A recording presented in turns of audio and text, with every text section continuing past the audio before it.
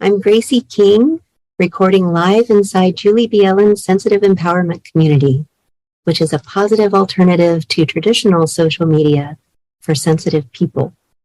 Today's topic is sensitivity, and we have with us here Jenn Granneman, who is the co-author of the book Sensitive, which was published earlier this year.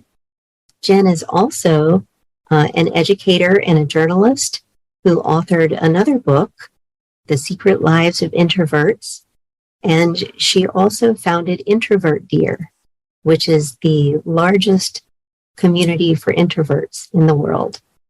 So a very warm welcome to you, Jenn. Thank you so much for being here with us today. Hi, Gracie. I'm excited to be here. Let's go ahead and get started with some questions that our community has been dying to ask you.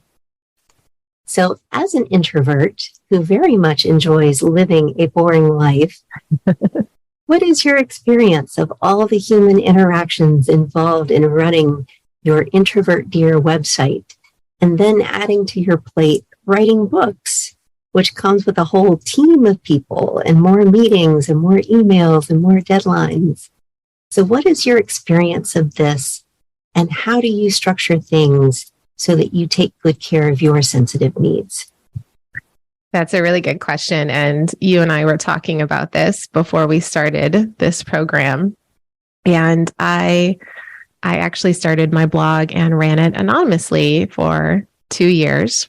And since then, I have been slowly working my way up to being more in the spotlight. And I was telling you earlier today, or earlier before we did this, that it's really only been this last year that I've put myself in the spotlight more since my book Sensitive came out. But thankfully, being a writer is fairly solitary, which is nice. I get to work from home, and a lot of my meetings take place like this over Zoom. A lot of correspondence happens over email. To be honest, if this were pre-internet days, I'm not sure I could do what I'm doing, because, you know, that would mean a lot more face-to-face interaction. And as an introvert and a sensitive person, that would get pretty draining pretty fast. So I would say the busiest I've been is since my book Sensitive came out. There's been lots of various interviews, and I used to feel really nervous about having to do those sorts of things, but I've I've gotten used to it, but it's still something that is an energy drain. So I find I just have to schedule more pockets of alone time and downtime, and just expect less from myself on those days or those weeks where there's a lot of interviews going on. Mm-hmm. I love that piece of self-compassion in there that you're bringing, because that is so, so important. I try. So when did writing on the lives of introverts and highly sensitive people become your primary professional mission? Like, tell us more about how your fascination with these topics fuels your why, and why do you do this type of work? Sure. So I've been writing about introverts and highly sensitive people for about a decade. I first came across research about being a highly sensitive person, quite a long time ago at this point. I came across Dr. Elaine Aron's research, and I remember reading it and just feeling like it was really life-changing and empowering for me, because it explained things about myself that I had never understood before. And it explained things I'd struggled with. And I think most importantly, it explained that I wasn't alone, right? There were other highly sensitive people out there in the world like me. So I remember thinking that if other people had this information, I think it would be life-changing to them too. So I set about to write about both introverts and highly sensitive people on my blog, and it really just started out as a passion project. I wasn't planning to make this career out of it. I really just was excited to share information with people.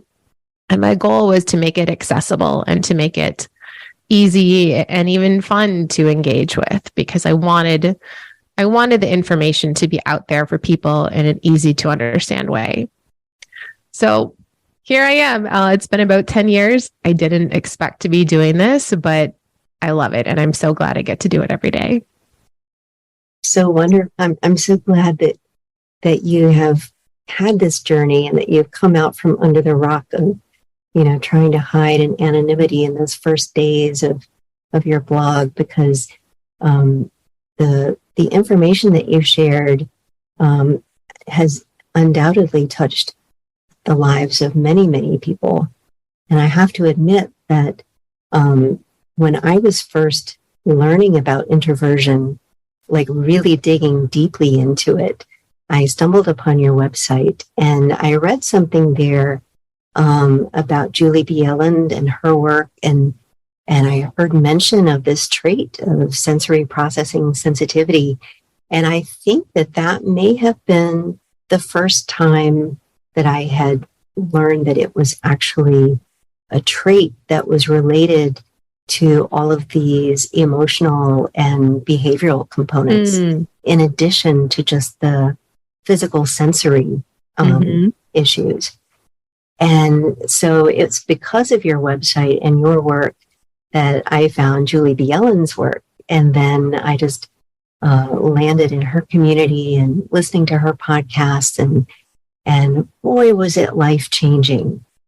Just like you talking about reading Elaine Aron's book, when I first discovered the trait and learned what it was and learned that I had it, so much made sense. And I was able to reframe so much of my history. And that's the one thing that I keep hearing over and over from other sensitives who've joined our community, that, they've just learned about the trait and like, oh my gosh, these light bulbs are going off, and, they're learning that they're not alone. There's so many of us out there. And it used to be, they thought it was 15 to 20% of the population. And now we're learning it can be as much as about a third of the population is sensitive. And yet all of us, in some way or another, have probably been encouraged at some point to hide that sensitivity and to pretend like, we're fitting in like all the other go, go, go, do people. So thank you so much for bringing this work to the forefront and putting a spotlight on it and sharing that with so many people. Oh, thank you. I didn't know that was how you came into Julie Bjelland's community. That's really nice to hear. So getting back to your book, I know a good portion of the book is devoted to sensitive children, to identifying and raising and educating them. In Julie Bjelland's sensitive empowerment community, we regularly see conversations that are initiated by members who are contemplating their decision on whether or not to have kids. And if so, they're wondering, how many should I have? Some may have grown up with dreams of having large families, but then realizing their sensitive needs, they're like, can I do this? So what insights do you have that you think may be really important for these people to be considering when they're looking at making this significant life decision? And what words of wisdom could you share with HSP parents who already have young children, and maybe they're finding it challenging to manage all the demands of caring for others and still being able to care for themselves? So that's a great question. So I'll answer the first part of your question about what to think about if you're a sensitive person and you're having kids. I'll tackle that one first. I have a 2-year-old son. I believe he's a highly sensitive person. He's a very perceptive and intelligent person. He also gets very rattled easily by things in his environment, like noises, a motorcycle, a siren, construction sounds. And it's really interesting to me to see him have those reactions to those sounds, especially when he's around other kids his age and the other kids don't have those reactions, right? So it's interesting to me to see those differences in him. So I was pregnant with him and had him as a newborn during the pandemic. So that was quite a challenging experience, to be honest, because we were nervous about my health, being pregnant. We were nervous about his health as a newborn. And then there wasn't a lot of support that I could have during that time because it was all in that time when people were very much in lockdown, not going anywhere, staying in their homes.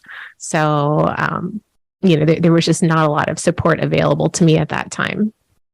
So I would say the first thing to consider if you are considering having children is, especially in those first few years when those kids are very young and they need you almost constantly, I would say it's very important to think about what your support network would be, whether that's your spouse or a partner or other family members, or even, a babysitter or a daycare or whatever that might be. I think for sensitive people, it's those early years as a parent are challenging for anyone. But I think if you're a sensitive person, they can be extra challenging because you're not sleeping much. There's a constant demand on your attention, and it's very hard to just walk away and have some downtime. So I would ask, what level of support can I get from other people? Because you can't do it on your own. You can't do it even just with, I would say, your spouse or your partner. You definitely need some more support, especially as a sensitive person. If you are already a parent, I get that. I don't have a perfect answer to this either, because there are days when I'm ready to just, blow my lid because I haven't had a break. My son is getting to that age where he has decided he doesn't want to take an afternoon nap or go to bed at his bedtime. So, that was usually like a point for me to have downtime in my day. But I'm losing that now. So that's been an adjustment for me.